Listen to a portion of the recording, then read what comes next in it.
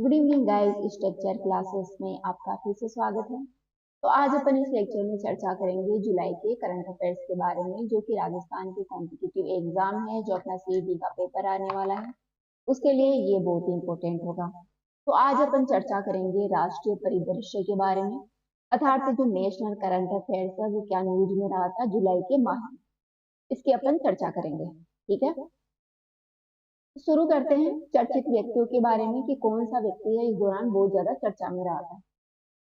तो गाइस सबसे पहले है यूपीएससी के अध्यक्ष की नियुक्ति की गई है।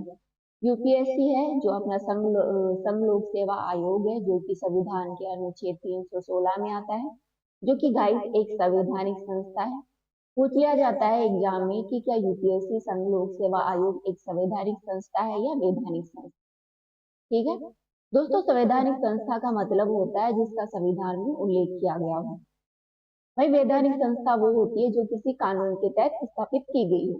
तो 316 आर्टिकल के तहत यूपीएससी का गठन किया गया। इसके जो अभी हाल ही में अध्यक्ष चुने गए हैं वो प्रीति सुदन को चुना गया है, जिन्होंने मनोज सोनी का स्थान लिया है। ठीक है, आगे 27 जुलाई 2024 को गाइस नीति आयोग की गवर्निंग काउंसिल है, इसकी 90वीं बैठक हुई। इसमें महत्वपूर्ण निर्णय लिए गए। इसका मुख्य विषय था देश को 2047 तक विकसित करने पर महत्वपूर्ण रूप से मंथन करना। ठीक है, इसकी अध्यक्षता प्रधानमंत्री नरेंद्र मोदी ने की थी। इसमें पहल जो शुरू की गई उसका नाम है शून्य गरीबी के लक्ष्य को प्राथमिकता देना।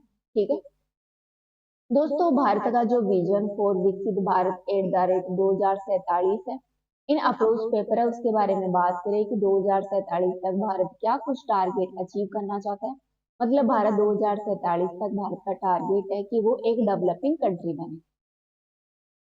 दोस्तों, भारत की मौजूदा जीडीपी है $3.6 ट्रिलियन है, इसको बढ़ाकर 2047 तक भारत का 9 गुना इसको बढ़ाना है। ठीक है, साथ ही प्रति व्यक्ति आय है वो $2,992 को बढ़ाकर 8 गुना करना है, करीब 2 लाख है जिसके 8 गुना बढ़ाना है। इसके साथ ही भारत की जो जीवन प्रत्याशा है वो 71 वर्ष है, जिसे बढ़ाकर गाइस 84 वर्ष करना है। ये भारत के 2047 तक के महत्वपूर्ण टारगेट है। आगे देखते हैं। आगे जुलाई 2024 में जो नीति आयोग है इसका पुनर्गठन किया गया। तो अपन जानेंगे नीति आयोग के बारे में। दोस्तों, पहले होता था एक योजना आयोग, ठीक है, जो अपने प्लानिंग कमीशन चलता था, जैसे पहली पंचवर्षीय योजनाएं, 10वीं पंचवर्षीय, 12वीं पंचवर्षीय योजनाएं, तो जो पंचवर्षीय योजनाएं चलाई गई थी वो योजना आयोग के द्वारा चलाई गई थी। ठीक है, 1951-50 के आसपास। ठीक है, तो बाद में क्या हुआ, 2015 में योजना आयोग को खत्म कर दिया गया और उसके स्थान पर नीति आयोग का गठन किया गया। ठीक है, तो वर्तमान में नीति आयोग है, योजना आयोग है, वो समाप्त हो गया है। जो पंचवर्षीय योजना है जिसके द्वारा 5 ईयर जो प्लान इसके द्वारा चलाए जाते थे उनको समाप्त करके अब इसके द्वारा अलग टारगेट डिसाइड किए जाते हैं। तो पहले तो ध्यान रखना कि नीति आयोग के अध्यक्ष कौन होते हैं। तो वो होते हैं गाइस अपने प्रधानमंत्री, जो भी वर्तमान में प्रधानमंत्री होंगे वो नीति आयोग के अध्यक्ष होते हैं। वर्तमान में नरेंद्र मोदी हैं, वो इसके अध्यक्ष हैं। इसके उपाध्यक्ष है वर्तमान में Suman K Bery. It is very important, पूछ लिया जाता है, ये पूछा हुआ भी क्वेश्चन है कि नीति आयोग के उपाध्यक्ष कौन है, उनका नाम है सुमन बेरी।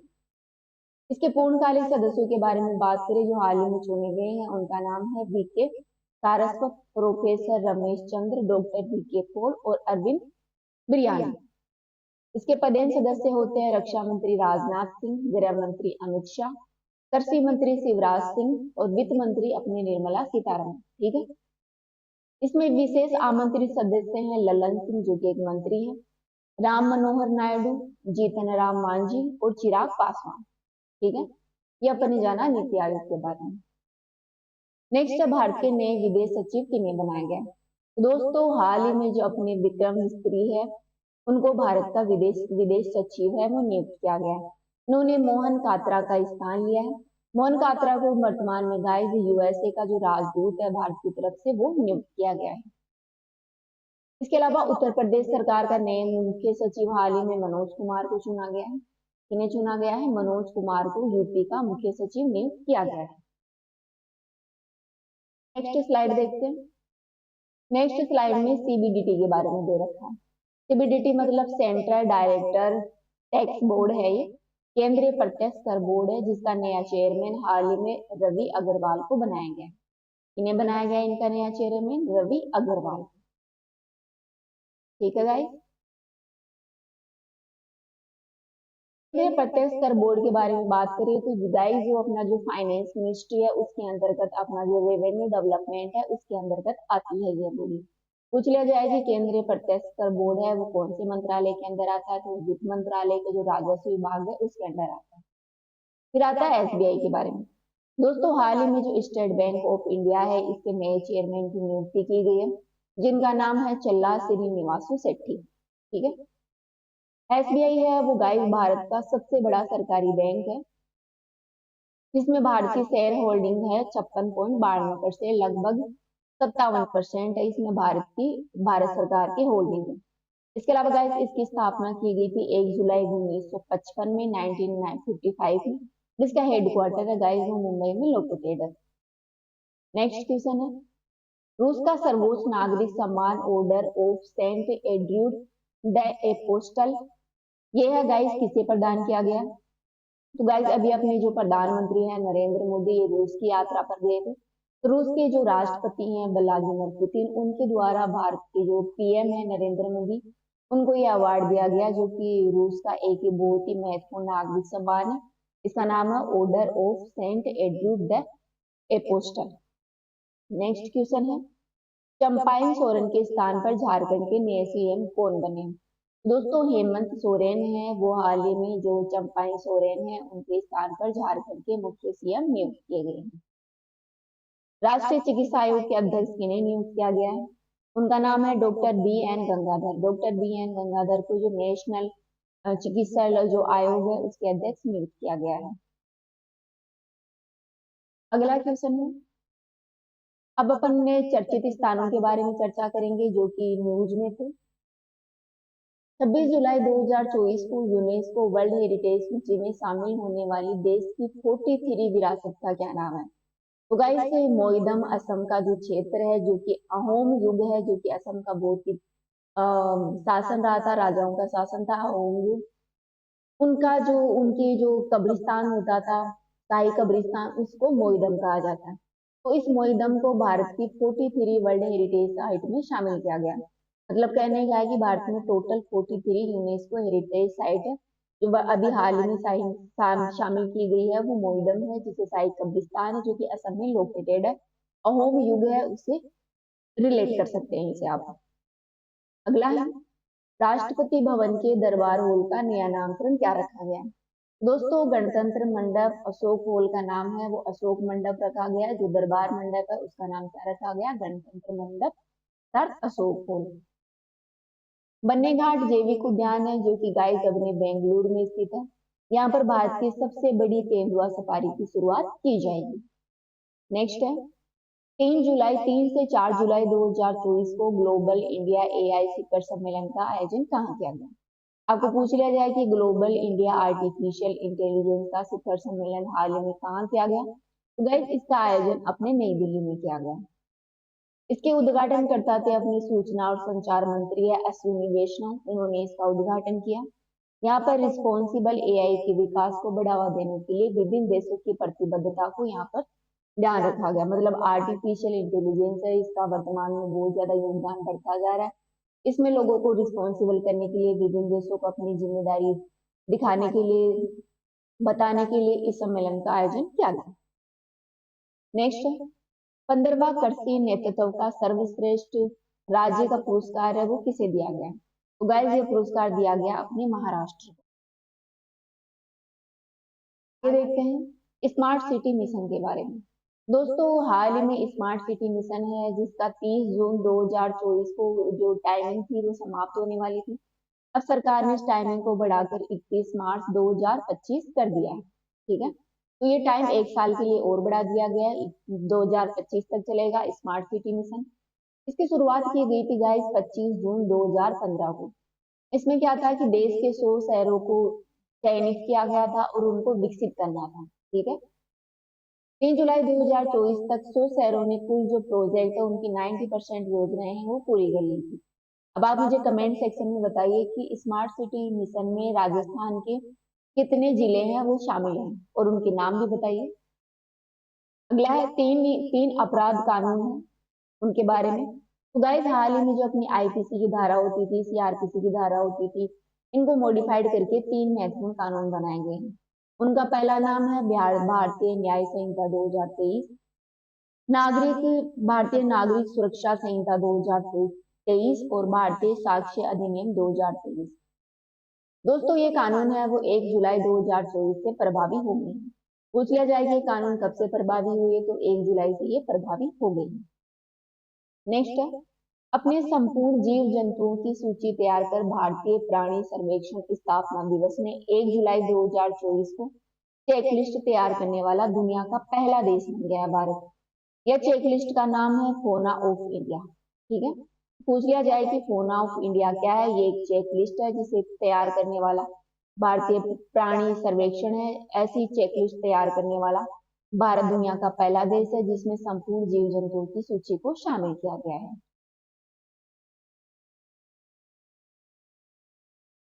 आगे अपन चर्चा करेंगे एसडीजी इंडेक्स 2023-24 के बारे में। तो पहले तो ध्यान रखना इसे जारी कौन करता है। इसे जारी करता है अपना नीति आयोग। दोस्तों इसमें भारत का स्कोर है वो 71 रहा। पिछले साल भारत का स्कोर था वो 66 था, जो कि बढ़कर 71 हो गया। 66 से बढ़कर 71 हो गया। यह स्कोर गाइस 113 संकेतकों पर सभी राज्यों और जो यूटीज है उनकी राष्ट्रीय प्रगति को मापता है तथा इसमें 16 स्कोरों की गणना की गई है। ठीक है, इसमें जो अपने 17 लक्ष्य हैं उनमें से 16 लक्ष्यों की गणना की गई है और साथ 169 टारगेट है, उनमें से 113 टारगेटों को इसमें शामिल किया गया है। तो इस स्कोर का संपूर्ण जो लक्ष्य है वो प्राप्ति को दर्शाता है गाइस। इसमें 2018 से 2023-24 के बीच में सबसे तेजी से जो ग्रोथ करने वाला है एसडीजी इंडेक्स में, उसका नाम है उत्तर प्रदेश। दूसरा स्थान जम्मू कश्मीर का आता है, फिर उत्तराखंड का आता है। दोस्तों 32 राज्य और केंद्र शासित प्रदेश समग्र स्कोरों में अग्रणी रूप से शामिल रहे हैं। इसमें राजस्थान के स्कोर की बात करें तो वो है 67। याद रखना ये एसडीजी इंडेक्स के बारे में पूछ लिया जाता है कि भारत का स्कोर क्या है, राजस्थान का स्कोर क्या है, इसमें टॉप पर कौन रहा। नेक्स्ट चर्चा करते हैं अपन इससे 31 जुलाई 2024 की अवधि में यूनेस्को वर्ल्ड हेरिटेज का जो 46वां सत्र का आयोजन है वो कहाँ पर किया गया। तो पूछ लिया जाए पहले तो कि यूनेस्को का अभी हाल ही में सम्मेलन किया गया वो कौन सा था, वो 46वां सम्मेलन का 46वां। इसका आयोजन है वो भारत मंडपम नई दिल्ली में किया गया। यूनेस्को के बारे में बात करें तो गाइस ये यूएनओ की एक स्पेशलाइज्ड एजेंसी है। यह शिक्षा, विज्ञान, संस्कृति के क्षेत्र में अंतर्राष्ट्रीय सहयोग के माध्यम से शांति स्थापित करने का प्रयास करती है। गाइस इसके 195 सदस्य देश हैं, साथ ही इसके 9 है वो ऑब्जेक्टिव जो सदस्य देश है, इससे रिलेटेड सदस्य देश है। ठीक है, इसकी स्थापना 16 नवंबर 1945 को की गई थी। कब की गई थी? 1945 को। इसका हेडक्वार्टर है गाइस वो फ्रांस के पेरिस में स्थित है। आंद्रे ओजेले यूनेस्को के वर्तमान में महानिदेशक हैं। भारत ने पहली बार गाइस यूनेस्को वर्ल्ड हेरिटेज सत्र की मेजबानी की है। अभी हाल ही में जो की है भारत में ऐसा सत्र होने वाला पहली बार है। इसी दौरान असम का जो मोलदाम क्षेत्र है जो कि एक साइट कब्रिस्तान है, इसको यूनेस्को हेरिटेज में शामिल किया गया है जो भारत की 43वीं साइट है। इसके कुल 24 नए स्थलों को इस दौरान इसमें शामिल किया गया, मतलब वर्ल्ड के सभी मिला के 24 नए स्थलों को यूनेस्को सूची में इस बार शामिल किया गया। अब अपन चर्चा करेंगे चर्चित योजनाएं क्या है, समितियां, आयोग आदि के बारे में।